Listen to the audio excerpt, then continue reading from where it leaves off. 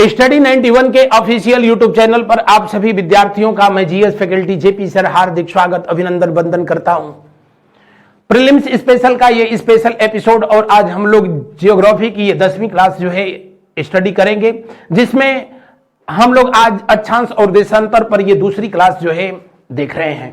पिछले क्लास में मैं बताया कि अक्षांश रेखाएं वो काल्पनिक रेखाएं होती हैं जो पृथ्वी के चारों तरफ पश्चिम से पूर्व दिशा की ओर खींची गई हैं और इनके बीच की दूरी सर्वत्र बराबर होती है, यानी अक्षांश रेखाएं एक दूसरे की समानांतर होती हैं। देशांतर रेखाएं जो कि उत्तरी ध्रुव और दक्षिणी ध्रुव को मिलाती हुई अर्धवृत्ताकार जो है रूप में खींची गई हैं। उत्तरी ध्रुव और दक्षिणी ध्रुव को मिलाती हुई वृत्ताकार रूप में खींची गई हैं और ये काल्पनिक रेखाएं जो अक्षांश रेखाएं हैं ये टाइम और टेम्परेचर के बिहाफ पर, अक्षांश रेखाएं टेम्परेचर के आधार पर, ताप और दाब के आधार पर खींची गई हैं, टेम्परेचर और प्रेशर के आधार पर खींची गई हैं, जबकि देशांतर रेखाएं जो है टाइम के अकॉर्डिंग जो है खींची गई हैं। इससे संबंधित प्रश्न आप लोगों से विगत परीक्षाओं में पूछा गया है। शुरू करते हैं आज के इस सेशन को और आज का पहला सवाल आए उससे पहले मैं बता दूं कि ये सेशन प्रतिदिन रात को 9 बजे आपको स्टडी 91 के ऑफिशियल यूट्यूब चैनल पर प्रसारित किया जाता है। आज का पहला सवाल आपके स्क्रीन के ऊपर, ग्रीष्म संक्रांति के बारे में निम्न कथनों को पढ़िए तथा नीचे दिए गए कूट से सही उत्तर को चुनिए। ग्रीष्म संक्रांति क्या होती है? ग्रीष्म संक्रांति किसको कहते हैं?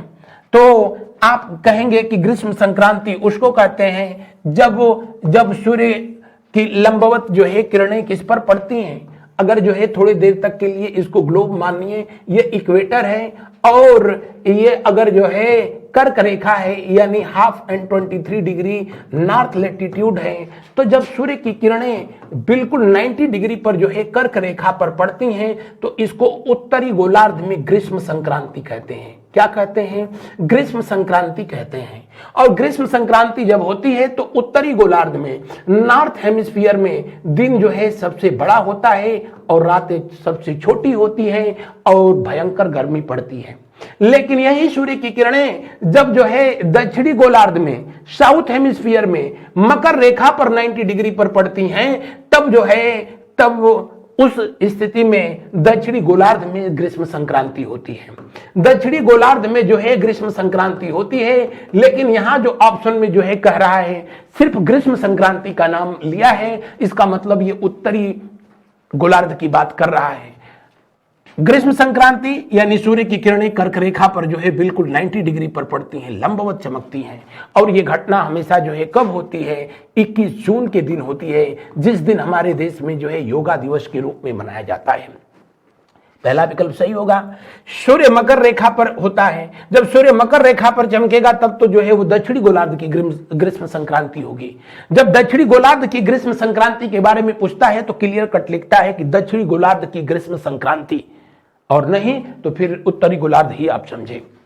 इसके अलावा उत्तरी गोलार्ध में सबसे बड़ा, तो ये अब सेकंड ऑप्शन तो गलत होगा, पहला सही है। आगे कह रहा है उत्तरी गोलार्ध में सबसे बड़ा दिन और सबसे छोटी रात होती है, ये भी सही है। अभी मैंने ये बात बताया, 21 जून के दिन सबसे बड़ा दिन होता है और सबसे छोटी रात होती है। कह रहा है दक्षिणी गोलार्ध में सबसे बड़ा दिन और सबसे छोटी रात होती है, नहीं उस दिन, किस दिन? 21 जून के दिन दक्षिणी गोलार्ध में जो है सबसे छोटी रात और दक्षिणी गोलार्ध में जो है ठीक उल्टा सिचुएशन होता है, वहां पर जो है सबसे बड़ी रात होगी और सबसे जो है छोटा दिन होगा, क्योंकि 21 जून के दिन दक्षिणी गोलार्ध में जो है साउथ हेमिस्फीयर में ठंडी का मौसम जो है रहेगा। और जब ये मकर संक्रांति दक्षिणी गोलार्ध की जब ग्रीष्म संक्रांति होगी तो उस कंडीशन में जो है सिचुएशन ठीक उल्टा हो जाता है। बहरहाल ये भी विकल्प जो है सही नहीं है। तो सही कौन सा है? पहला और तीसरा, यानी ये विकल्प जो है सही है। बढ़ते हैं अगले प्रश्न की ओर। कौन सा बृहत वृत्त है? बृहत वृत्त कौन सा है? भूमध्य रेखा है, 23.5 अंश उत्तरी अक्षांश, जिसको अभी मैंने बताया कि इसी को ट्रॉपिक ऑफ कैंसर कहते हैं, इसी को कर्क रेखा जो है कहते हैं। जबकि 1/23 डिग्री यानी 23.5 अंश दक्षिणी अक्षांश को जो है मकर रेखा कहते हैं। क्या कहते हैं, इसी को मकर रेखा कहते हैं, ट्रॉपिक ऑफ कैप्रिकॉर्न कहते हैं। 66.5 अंश उत्तरी अक्षांश को जो है आर्कटिक वृत्त कहते हैं। क्या कहते हैं, आर्कटिक वृत्त कहते हैं, आर्कटिक वृत्त कहते हैं। आर्कटिक वृत्त जो है सूर्य के किरणों के चमकने की अंतिम सीमा रेखा होती है, यानी सूर्य की किरणें जो है 1/2 एंड 66 डिग्री नॉर्थ लैटिट्यूड के बाद जो है कभी नहीं पड़ती हैं। प्रतिदिन की मैं बात कर रहा हूं, प्रतिदिन जो है नहीं पड़ती हैं, और पड़ती हैं तो उत्तरी जो है ध्रुव पर 6 महीने लगातार पड़ेंगी, यानी उत्तरी ध्रुव पर जो है 6 महीने लगातार दिन ही होगा और उसके बाद 6 महीने लगातार रात होगी, लेकिन प्रतिदिन ना। और 1/2 एंड 66 डिग्री साउथ लैटिट्यूड को ही जो है अंटार्कटिक वृत्त के नाम से जो है जाना जाता है। किस नाम से जाना जाता है, अंटार्कटिक वृत्त के नाम से जाना जाता है, अंटार्कटिक वृत्त के नाम से जाना जाता है। तो दिए हुए प्रश्न के अनुसार कौन सा विकल्प सही है, विषुवत वृत्त किसको कहते हैं। तो जितनी भी अक्षांश रेखाएं पृथ्वी पर जो है खींची जा सकती हैं, कितनी खींची जा सकती हैं, अक्षांश रेखाएं कितनी खींची जा सकती हैं, तो नॉर्थ पोल और साउथ पोल को, यानी 90 डिग्री और जो है साउथ और 90 डिग्री जो है नॉर्थ को जो है पॉइंट मान लिया जाता है, इसलिए इनकी संख्या जो है 179 जो है होती है। लेकिन इनमें सबसे बड़ा जो वृत्त होता है वो 0 डिग्री होता है, क्योंकि पृथ्वी बीच में सबसे ज्यादा पृथ्वी का एक्सटेंशन है, विस्तार है, और यहां पर जो अक्षांश रेखा होती है उसी को शून्य अंश अक्षांश या विषुवत वृत्त कहते हैं, या उसी को जो है भूमध्य रेखा कहते हैं। तो दिए हुए प्रश्न का कौन सा विकल्प जो है सही होगा, दिए हुए प्रश्न का जो है ये विकल्प सही होगा, ये विकल्प सही होगा। जितने लोग जो है ए ऑप्शन को बता रहे हैं वो लोग जो है सही सही बता रहे हैं, और नहीं तो बाकी सही कर लें।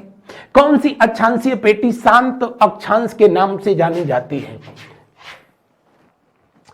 भूमध्य रेखा, जहां पर जो है सूर्य की किरणें वर्ष भर लगभग लंबवत चमकती हैं, लगभग 90 डिग्री पर पड़ती है, लेकिन एग्जैक्ट कब पड़ती है, तो अभी मैं बताया था आप सबसे कि 21 मार्च और 23 सितंबर को जब सूर्य की किरणें बिल्कुल भूमध्य रेखा पर एग्जैक्ट 90 डिग्री पर पड़ती हैं तो पृथ्वी पर दिन रात बराबर होते हैं, पूरी पृथ्वी पर दिन रात बराबर होते हैं। और वैसे तो इस वाले क्षेत्र पर दिन रात जो है बराबर होते ही हैं, इसमें जो है कोई दो राय है ही नहीं, इसमें कोई दो राय बिल्कुल नहीं है। लेकिन दिए हुए प्रश्न में जो है आप लोगों से कह रहा है, दिए हुए प्रश्न में जो है आपसे पूछ रहा है कि शांत अक्षांश किसको कहते हैं। दरअसल इस वाले बेल्ट पर यहां से इक्वेटर से 5 डिग्री नॉर्थ और 5 डिग्री जो है साउथ का जो बेल्ट होता है, जो ये वाला जो बेल्ट होता है इक्वेटर के बिल्कुल आसपास का जो है क्षेत्र होता है, यहां पर टेम्परेचर वर्ष भर लगभग 30 डिग्री जो है बना रहता है, 30 डिग्री टेम्परेचर बना रहता है, जो कि पृथ्वी के औसत तापमान 15 जो है अंश का ठीक 2 गुना होता है, ठीक 2 गुना होता है।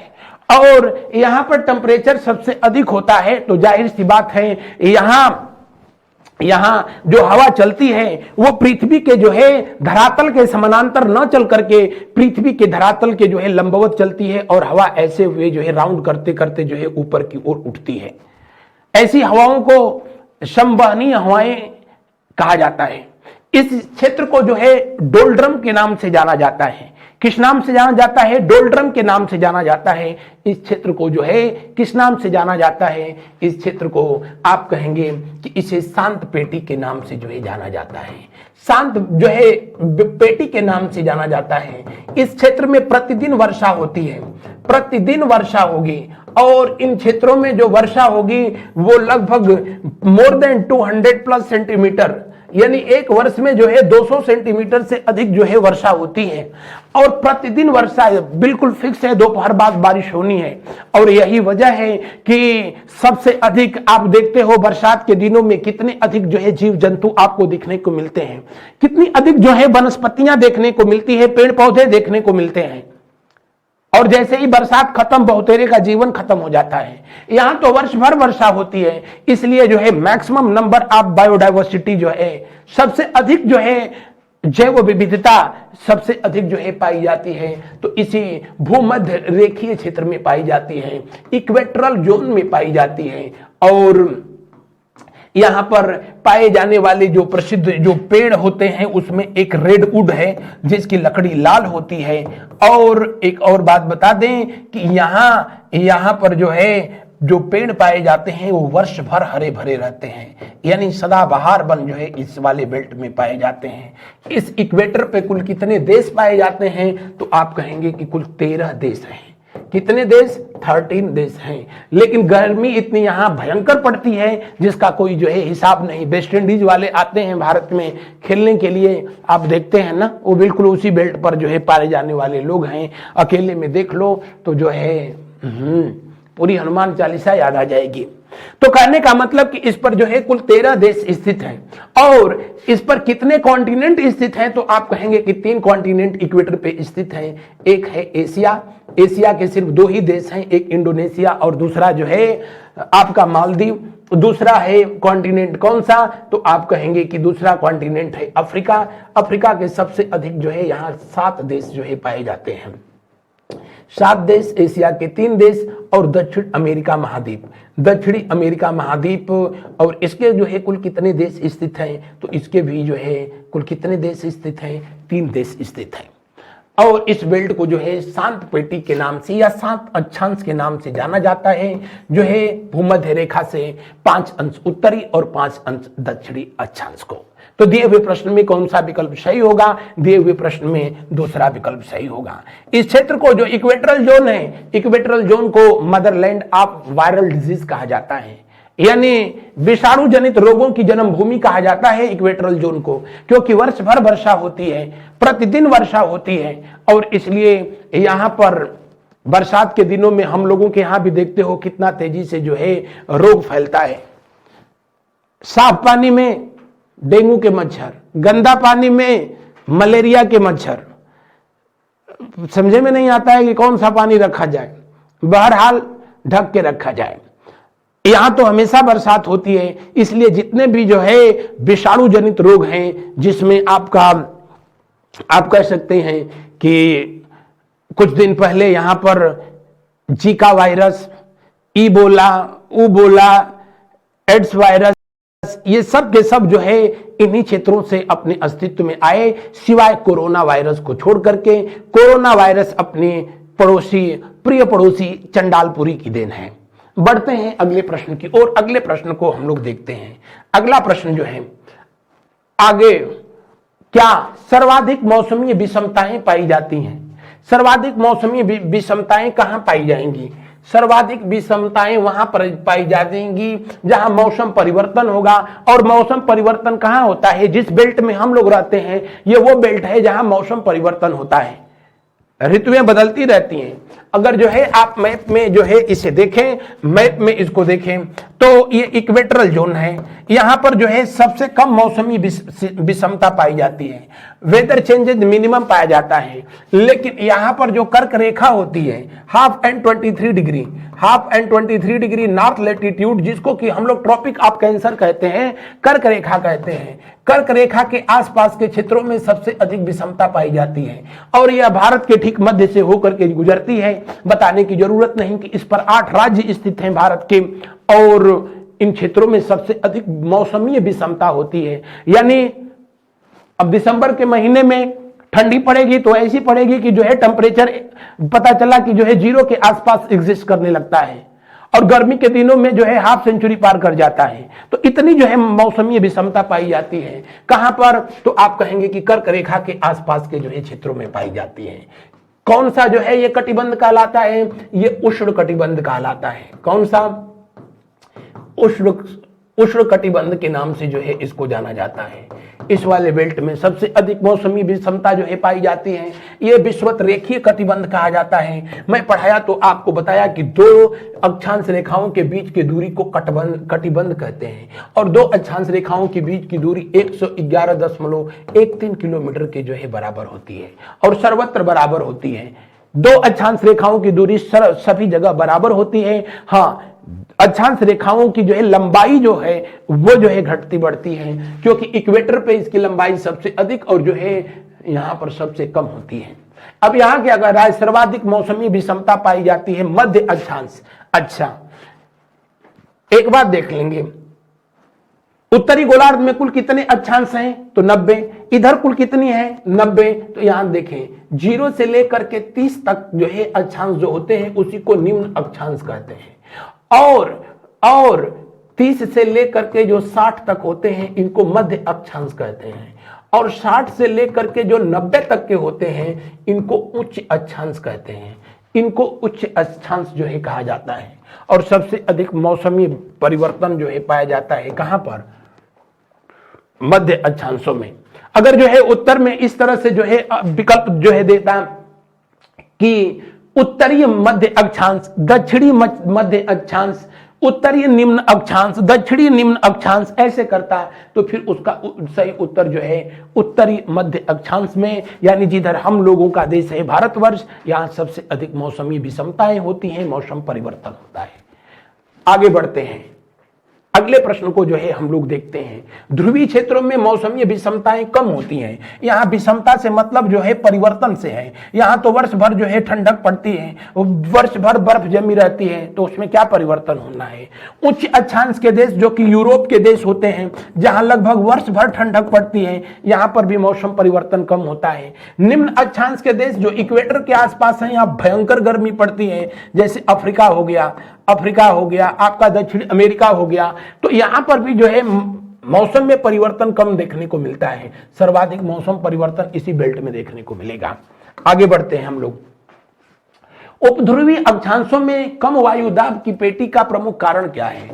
आपको पढ़ाया तो मैंने बताया कि जो अक्षांश रेखाएं खींची गई हैं ये टेम्परेचर और प्रेशर के बिहाव पर खींची गई हैं, ताप और दाब के जो है आधार पर खींची गई हैं। मैंने बताया कि जो है सबसे पहले अक्षांश रेखाओं को खींचने का प्रयास हेरोडोटस के द्वारा जो है किया गया, उसके बाद टॉलमी के द्वारा भी जो है उस पर काम किया गया था।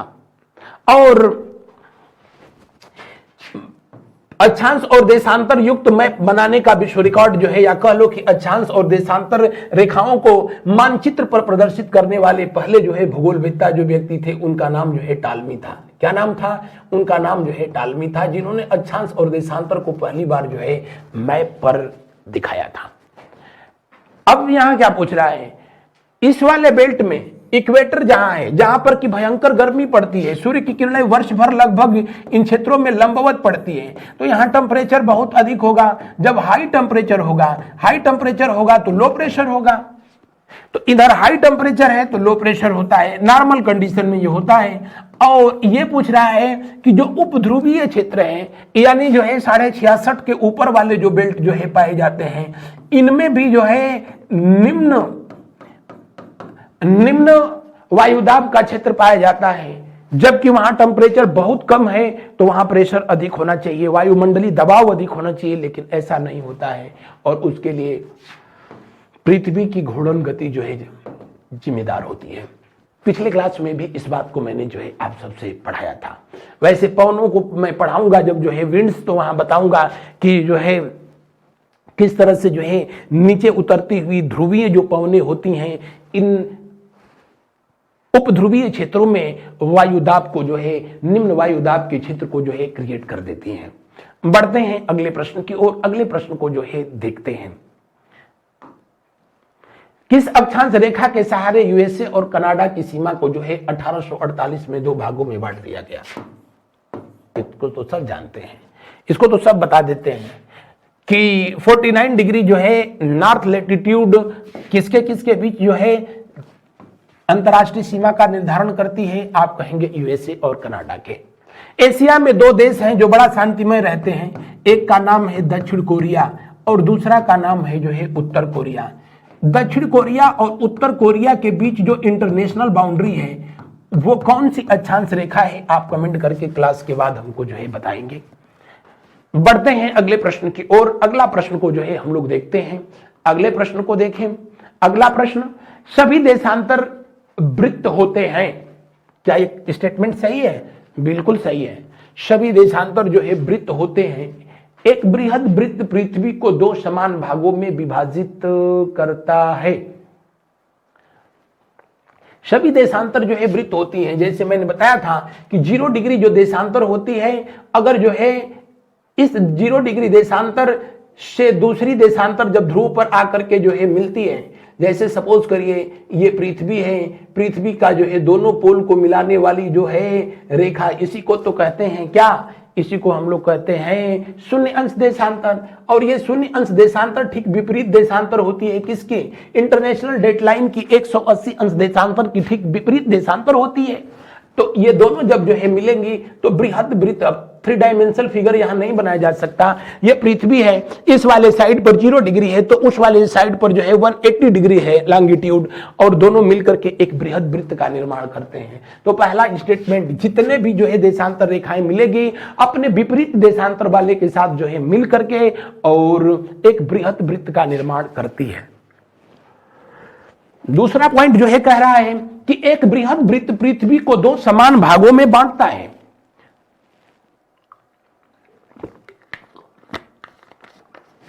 यह भी सही है, यह भी सही है। तो दिए हुए प्रश्न का कौन सा विकल्प जो है सही है, ये विकल्प सही है।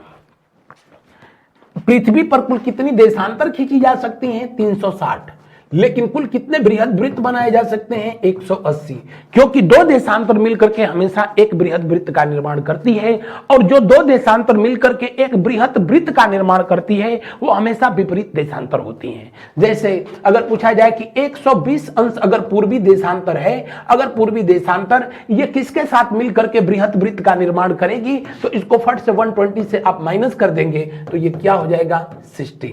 क्योंकि ये ईस्ट लॉन्गिट्यूड है, पूर्वी देशांतर है, तो इसकी विपरीत कौन सी हो जाएगी, वेस्ट लॉन्गिट्यूड। यानी 120 अंश जो पूर्वी देशांतर है 60 अंश पश्चिमी देशांतर के साथ मिलकर के और एक बृहद वृत्त का जो है निर्माण कर देगी। बढ़ते हैं अगले प्रश्न की ओर। डोलड्रम निम्नलिखित में से किस अक्षांशों के मध्य स्थित है। अभी जो है इस बात को मैं पीछे भी बताया था, शांत बेल्ट जिसको कहते हैं, ये जो है वो क्षेत्र जहां पर हवाएं जो है पृथ्वी के बिल्कुल लंबवत ऐसे जो है चलती हैं, इसको जो है डोलड्रम बेल्ट के नाम से जो है जाना जाता है। और ये भूमध्य रेखा के 5 अंश उत्तर और 5 अंश दक्षिणी का जो है अक्षांश का क्षेत्र होता है। अंतिम विकल्प जो है सही है। बढ़ते हैं अगले प्रश्न की ओर। अगले प्रश्न, डोलड्रम बेल्ट वो बेल्ट होता है जहां हवाओं के चलने की दिशा धरातल के ठीक जो है लंबवत होता है, 90 डिग्री पर होता है। यह वो बेल्ट होता है जहां एवरेज टेम्परेचर है 30 डिग्री सेंटीग्रेड है। डोलड्रम बेल्ट वो बेल्ट होता है जहां वर्ष में जो है एवरेज जो वर्षा होती है 200 सेंटीमीटर से अधिक होती है। यहां पर जो वन पाए जाते हैं वो बिल्कुल जो है सदाबहार होते हैं, वर्ष भर जो है हरे भरे पाए जाते हैं, और इसको विषुवत वृत्तीय क्षेत्र कहते हैं, भूमध्य रेखीय क्षेत्र कहते हैं। और ये क्षेत्र दुनिया के जो है 3 महाद्वीपों में लगभग 13 देशों में जो है पाए जाते हैं। बढ़ते हैं अगले प्रश्न की ओर। अगले प्रश्न का जो है हम लोग करते हैं अवलोकन। उत्तरी गोलार्ध में भू धरातल अधिकतम है। अगर जो है आप दुनिया का मैप जो है अगर जो देखेंगे, ग्लोब पर जो है देखें, तो इधर जो है आप पाएंगे, अगर मान लीजिए कि ये नॉर्थ हेमिस्फीयर है, इधर साउथ हेमिस्फीयर है, तो इधर जो है नॉर्थ अमेरिका कॉन्टिनेंट है, ये बीच में अटलांटिक ओशियन मिलेगा यानी आंध्र महासागर, ऊपर जो है आपका यूरोप महाद्वीप है, यहाँ अफ्रीका महाद्वीप है, इधर जो है इस वाले बेल्ट में आपका जो है एशिया महाद्वीप है, एशिया महाद्वीप है। दुनिया का सबसे जो है बड़े देश हैं जिसमें रशिया नंबर 1 पे है, उसके बाद जो है आपका कनाडा जो है नंबर 2 पर है। या दुनिया के टॉप 5 जो आपको कंट्रीज मिलेंगी एरिया के आधार पर, ये जो है नॉर्थ हेमिस्फीयर में ही जो है मिलेगा। यानी इसीलिए इसको महाद्वीपीय गोलार्ध कहते हैं, महाद्वीपीय गोलार्ध कहते हैं, क्योंकि 7 महाद्वीपों में से 1, 2, 3, 4 तो यहीं आपको मिल गए। और इधर जो है सिर्फ यहां पर साउथ अमेरिका है, और इस वाले बेल्ट पर जो है आपकी ऑस्ट्रेलिया है, ऑस्ट्रेलिया महाद्वीप है। इधर जो है लास्ट में अंटार्कटिका है जहां पर कि लाइफ है ही नहीं, जीवन ही नहीं है, लाइफलेस है वो। तो इन वाले क्षेत्रों में जो है इधर भी अटलांटिक ओशियन है और इधर जो है इंडियन ओशियन है, हिंद महासागर का विस्तार है। तो यहां पर सबसे अधिक जो है समुद्र है, इसलिए जो है दक्षिणी गोलार्ध को समुद्रीय गोलार्ध कहा जाता है, महासागरीय गोलार्ध कहा जाता है। तो सबसे ज्यादा स्थलीय विस्तार कहां मिलेगा, उत्तरी गोलार्ध में मिलेगा, और यह मिलता है 40 से 50 अंश उत्तरी अक्षांश के बीच। बढ़ते हैं अगले प्रश्न की ओर। 40 से 50 अंश जो है उत्तरी अक्षांश के बीच मिलेगा। आप जो है देखेंगे जैसे भारत का जो विस्तार है वो 8 से लेकर के 8 अंश से लेकर के 37 अंश उत्तरी अक्षांश तक है, मोटा मोटी अगर जो है आप देखें तो।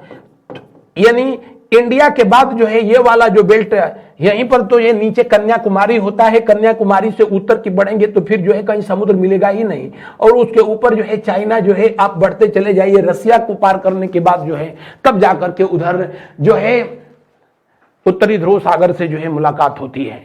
कहने का मतलब यह है कि सर्वाधिक जो है भू धरातल का विस्तार इसी वाले बेल्ट में जो है प्रश्नानुसार जो है ये पाया जाएगा, इसी में पाया जाएगा। बढ़ते हैं अगले प्रश्न की ओर। अगले प्रश्न की ओर जो है और देखते हैं अगले प्रश्न का जो है उत्तर। भारत अवस्थित है, भारत जो कि उत्तरी गोलार्ध में स्थित है। उत्तरी गोलार्ध और पूर्वी गोलार्ध देशांतर के जो है दृष्टिकोण से भारत पूर्वी गोलार्ध का देश है, और अक्षांश के जो है दृष्टिकोण से ये जो है उत्तरी गोलार्ध का देश है। एशिया महाद्वीप का जो है देश है भारत।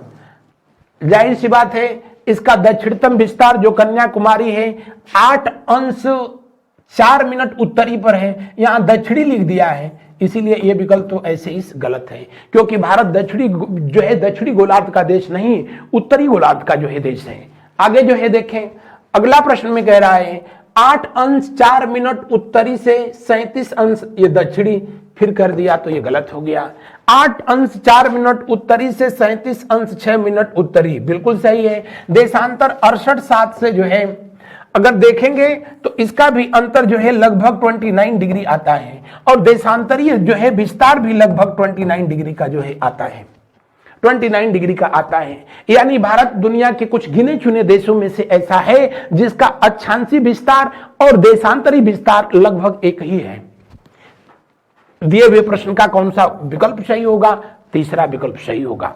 आगे बढ़े ना, ये टेस्ट सीरीज है, ये टेस्ट सीरीज आपके एग्जाम को जो है आगामी परीक्षाओं को ध्यान में रख करके बनाई गई है, और उसको प्राप्त करने के लिए हमारी वेबसाइट पर जाकर उसको विजिट करें या फिर जो है मोबाइल ऐप को जो है डाउनलोड करें। अगले प्रश्न का उत्तर बताएं। अगला प्रश्न, निम्न में से किस प्रांत से होकर कर्क रेखा गुजरती है? कर्क रेखा माने का, कर्क रेखा मतलब का 1/2 and 23 degree, 1/2 and 23 degree north latitude, 23.5 अंश पूर्वी 23.5 अंश उत्तरी अक्षांश को ही कर्क रेखा कहते हैं।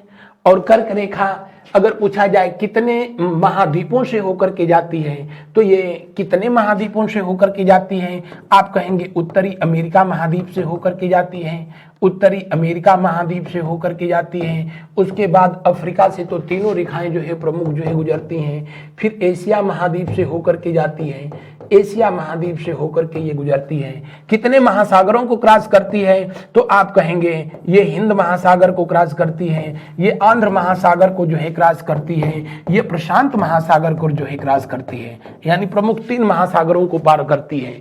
भारत के ठीक मध्य से होकर के गुजरती है कर्क रेखा, और भारत के कितने राज्यों से होकर के गुजरती है? तो 8 राज्यों से होकर गुजरती है। कितने से?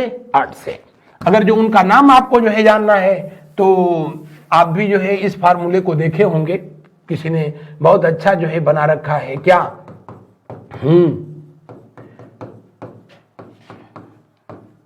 यानी इसके माध्यम से आप उन सभी राज्यों को याद कर सकते हैं जिससे होकर के कर्क रेखा जो है गुजरती है। यहां मी का मतलब है क्या?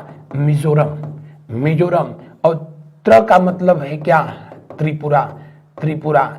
एक बात को ध्यान रखना, जब आपसे यह पूछता है कि पूर्वोत्तर भारत के कितने राज्य कर्क रेखा पर स्थित हैं, या पूछता है कि कर्क रेखा पूर्वोत्तर भारत के कितने राज्यों से होकर जाती है, तो नॉर्थ ईस्ट के बस 2 ही स्टेट हैं, और एक है मिजोरम और दूसरा है त्रिपुरा। मिजोरम जिसकी राजधानी आइजोल है, त्रिपुरा जिसकी राजधानी अगरतला है।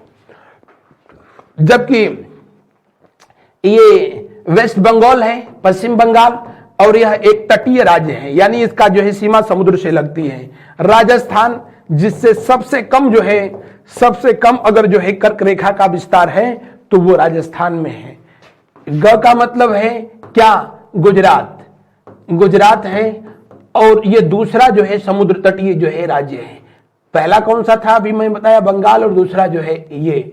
म का मतलब जो है एमपी है, छ का मतलब क्या है छत्तीसगढ़ है, और झार का मतलब क्या है, झारखंड है। कितना क्या है, झारखंड है। 2 3 4 5 6 7 8। तो जब आपसे पूछा भी है कि कितने समुद्र तटीय राज्य जो कि कर्क रेखा पर स्थित हैं, तो उसका भी उस सवाल का जवाब भी 2 ही होगा। कौन कौन से हैं, एक बंगाल और दूसरा जो है गुजरात। पूर्वोत्तर भारत के कितने हैं, तो उस सवाल का भी जवाब होगा क्या, तो ओवरऑल जो है कितने हैं, 8। यहां पर आइए देख लीजिए, ये होगा नहीं, ये होगा नहीं, ये होगा नहीं, तो क्या होगा, वही होगा जो खुदाए मंजूर होगा।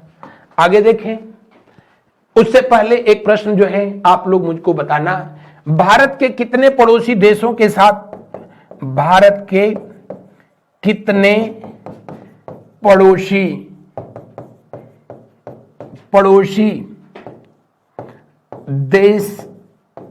देशों से होकर कर्क रेखा गुजरती है, कर्क रेखा गुजरती है। यह है आप लोगों का होमवर्क, जो कि क्लास के बाद आप कमेंट बॉक्स में मुझको बताएंगे। आगे देखिए, भारत में नई शताब्दी के सूर्योदय की पहली किरण निम्नलिखित में से किस देशांतर पर देखी गई। हो भारत का जो विस्तार है, देशांतरी विस्तार, वो आपने अभी देखा 68.7 पूर्वी देशांतर से लेकर के, और कितना 97.25 पूर्वी देशांतर, यही है ना, यही है। तो पूर्वी देशांतर इसी के बीच है। और भारत में सबसे पहले सूर्योदय होता कहाँ है, अरुणाचल प्रदेश में होता है, इसलिए उसका नाम अरुणाचल प्रदेश है। वरना उसको पहले कभी नेफा के नाम से जाना जाता था। किस नाम से जाना जाता था, नेफा के नाम से इसको जाना जाता था। अब सवाल क्या उठता है, अब यह पूछ रहा है कि पहली किरण निम्नलिखित में से किस देशांतर पर देखी, तो पश्चिमी देशांतर, तो पश्चिमी गोलार्ध का देश भारत है ही नहीं, तो ये ऐसे ही नहीं होगा। पश्चिम वाले तो यूं ही जो है गलत हो गए, ऐसे ही जो है गलत हो गए। 82.5 पूर्वी देशांतर, जिसको कि इंडियन स्टैंडर्ड टाइम लाइन के नाम से जाना जाता है, इंडियन स्टैंडर्ड टाइम लाइन, जिससे कि जो है भारत का समय का निर्धारण किया जाता है, जो कि भारत के 5 राज्यों से होकर के गुजरती है। इंडियन स्टैंडर्ड टाइम लाइन या भारत मानक समय रेखा 5 राज्यों से होकर गुजरती है। फटाफट उनके जो है आप नाम लिखेंगे। वैसे यहाँ 97 होता तो भी सही था, लेकिन अंतिम विकल्प जो है 100% सही है। बढ़ते हैं अगले प्रश्न की ओर। अफ्रीका की कौन सी नदी मकर रेखा को 2 बार काटती है। अफ्रीका महाद्वीप, जहां से कर्क रेखा, मकर रेखा और भूमध्य रेखा तीनों गुजरती है। ये अफ्रीका की कौन सी नदी जो मकर रेखा मतलब 23.5 अंश क्या, दक्षिणी अक्षांश, साउथ लैटिट्यूड जो है होता है। और मकर रेखा किस महाद्वीप से होकर के गुजरती है, तो ऑस्ट्रेलिया को 2 पार्ट में जो है ये बांट देती है। ऑस्ट्रेलिया महाद्वीप से होकर के जो है ये गुजरेगी, ये अफ्रीका महाद्वीप से होकर के जाएगी, और ये जो है दक्षिण अमेरिका महाद्वीप से होकर के निकलती है। दक्षिण अमेरिका महाद्वीप से होकर के निकलती है कौन, मकर रेखा। मकर रेखा को 2 भागों में काटने वाली ये नदी है लिम्पोपो। क्या नाम है, लिम्पोपो। और आपको यहीं पर लिख लेना, लिम्पोपो नदी जो है दक्षिण अफ्रीका और बोत्सवाना, दुनिया में सबसे अधिक हीरा का भंडार बोत्सवाना में ही है। सबसे अधिक गरीबी भी यहां पर है। इन दोनों के बीच जो है इंटरनेशनल बाउंड्री का काम करती है। इन दोनों की सीमा रेखा को बनाती है लिम्पोपो। इसके अलावा दक्षिण अफ्रीका और एक और देश है जिसका नाम है जिम्बाब्वे। क्या नाम है, जिम्बाब्वे के बीच भी जो है ये इंटरनेशनल बाउंड्री बनाने का काम करती है। कौन, लिम्पोपो। दुनिया की ये कुछ गिने चुने देशों में से है, जो कि गिने चुने नदियों में से है, जो कि 2-2 देशों के बीच जो है इंटरनेशनल बाउंड्री, 4 देशों के बीच इंटरनेशनल बाउंड्री का ये काम कर रही है। बहरहाल यहां देख रहे हैं ये मकर रेखा को 2 बार काटती है। कांगो नदी जो कि अफ्रीका महाद्वीप में है, इसके नाम पर दो देश भी हैं, एक का नाम है कांगो गणराज्य, दूसरा का कांगो लोकतांत्रिक है। और ये जो है भूमध्य रेखा को 2 बार काटती है। किसको? भूमध्य रेखा को 2 बार काटने वाली ये नदी है। भारत की एक नदी है जिसका नाम है माही, जो कि मध्य प्रदेश से निकलती है माही और राजस्थान गुजरात होते हुए जाकर के खंभात की खाड़ी में गिरती है। ये कर्क रेखा को 2 बार काटती है। किसको? कर्क रेखा को 2 बार काटती है। तो दिए हुए प्रश्न का दूसरा विकल्प। आगे देखिए, अफ्रीका की कांगो नदी 2 बार काटती है। अभी मैंने बताया किसको? भूमध्य रेखा को। 0 अंश अक्षांश को यही भूमध्य रेखा कहते हैं। 23.5 अंश उत्तरी अक्षांश को जो है किस नाम से जानते हैं? कर्क रेखा। 23.5 अंश दक्षिणी अक्षांश को जो है क्या कहते हैं? मकर रेखा कहते हैं। आगे देखें, आगे जो है बढ़ते हैं हम लोग। इस पर जो है भूमध्य रेखा पर कुल 13 देश हैं, कर्क रेखा पर कुल जो है 18 देश हैं, मकर पर भी जो है 13 देश हैं। आगे देखिए, निम्नलिखित कथनों पर विचार कीजिए। सागरों के ऊपर लगभग 30 से 35 अंश उत्तर और दक्षिण अक्षांश पर विद्यमान 2 कटिबंध में से प्रत्येक को हार्श अक्षांश कहा जाता है, अश्व अक्षांश कहा जाता है, हार्श लैटिट्यूड जो है कहा जाता है। क्यों कहा जाता है? पिछले क्लास में जो है मैं बताया भी था। हार्श अक्षांश निम्न नहीं, उच्च वायुदाब क्या है? उच्च वायुदाब का, उच्च दाब का जो है क्षेत्र होता है। दिए हुए प्रश्न के अनुसार जो है कौन सा विकल्प सही होगा? ये विकल्प जो है सही होगा। अगला प्रश्न को जो है देखिए, अगला प्रश्न को, निम्नलिखित में से किसका अक्षांश नई दिल्ली के अक्षांश के 1 अंश के भीतर है? ये एनडीए का क्वेश्चन है और दम भी है उसमें। सभी शहरों में अगर जो है देखा जाए अपनी दिल्ली को, तो दिल्ली लगभग जो है 28 point something north latitude latitude पर लगभग 28 अंश उत्तरी अक्षांश के आसपास ये है। 28.6 है शायद, 28 अंश 6 मिनट उत्तरी अक्षांश पर यह स्थित है। कौन? दिल्ली। जबकि माउंट एवरेस्ट जो है ठीक 27 पर जो है पड़ता है, 27 पॉइंट समथिंग पर पड़ता है। इसलिए ये दोनों जो है बिल्कुल लगभग एक सिध में जो है अक्षांशीय विस्तार के अनुसार जो है बिल्कुल एक सिध में जो है स्थित है। दिए हुए प्रश्न का दूसरा विकल्प जो है सही है। माउंट एवरेस्ट दिवस कब मनाया जाता है? आप कमेंट करके मुझको बताएंगे। निम्नलिखित में से कौन सा एक कथन सही नहीं है? सभी यामयोत्तर मतलब देशांतर, यामयोत्तर का मतलब क्या? लॉन्गिट्यूड, देशांतर। सभी यामयोत्तर वास्तविक उत्तर दक्षिण दिशा में चलते हैं। बिल्कुल सही है। मैंने पिछले क्लास में ही आप लोगों को बताया था कि जितनी भी देशांतर रेखाएं होती हैं, सभी देशांतर रेखाएं किसको? तो नॉर्थ जो है पोल को साउथ पोल से कनेक्ट करने का काम करती हैं। नॉर्थ पोल को साउथ पोल से कनेक्ट करने का काम करती हैं, यानी उत्तर से दक्षिण की ओर चलती हैं। सही बात है। यामयोत्तर भूमध्य रेखा पर अधिक दूर, जितनी भी यामयोत्तर होती हैं उनके बीच की लंबाई भूमध्य रेखा पर सबसे अधिक होती है और 111.32 किलोमीटर होती है। 2 देशांतरों के बीच के क्षेत्र को गोरे के नाम से जाना जाता है और सबसे कम दूरी जो इनके बीच होती है यहाँ पोल पर होती है, क्योंकि ये जाकर के सभी देशांतर रेखाएं यहाँ पर मिल जाती हैं। तो यामयोत्तर भूमध्य रेखा पर सबसे अधिक दूर और ध्रुवों पर जो है सर्वनिष्ठ बिंदुओं पर अभिसरित होते हैं। ये भी सही है। सभी यामयोत्तर सदैव एक दूसरे के समानांतर होते हैं। ये गलत है। आप देख रहे हैं देशांतर रेखाएं, यामयोत्तर मतलब वही, देशांतर रेखाएं कभी एक दूसरे के जो है समानांतर नहीं हो सकती हैं ना। इन बीच में इनकी दूरी जो है अधिक होती है। इक्वेटर पे जैसे जैसे पोल की तरफ ये बढ़ेंगी, इनके बीच की दूरी कम होती जाएगी और जाकर के अंततोगत्वा मिल जाती हैं। ग्लोब पर अनिश्चित संख्या में यामयोत्तर खींचे जा सकते हैं। हाँ, खींचे जा सकते हैं, उसमें कोई दिक्कत नहीं। लेकिन जो है 1 अंश के अंतराल पर कुल कितनी देशांतर हैं? 360 है। तो दिए हुए प्रश्न का पूछ रहा है कौन सा कथन सही नहीं है? कौन सा कथन सही नहीं है? सही पूछ रहा है, कौन सा नहीं है? तो यही सही नहीं है, इसलिए जो है यही आंसर है। आगे देखिए, निम्नलिखित में से किसमें 0 अंश अक्षांश और 0 अंश देशांतर की भौगोलिक स्थिति है? दक्षिणी आंध्र महासागर में, दक्षिणी आंध्र महासागर में, भूमध्य सागर में नहीं, दक्षिणी आंध्र महासागर में नहीं, पश्चिमी अफ्रीका का देश घाना में गलत बात है। इंग्लैंड की ग्रीनविच वेधशाला, यहां से तो 0 डिग्री लैंगिट्यूड जाता है। एक और ऑप्शन यहां बनाए, ई इन्होंने छोड़ दिया है। और ये है ननाब ब्रिज। 0 अंश अक्षांश और 0 अंश देशांतर एक दूसरे को जो है गिनी की खाड़ी में, कहां पर, गिनी की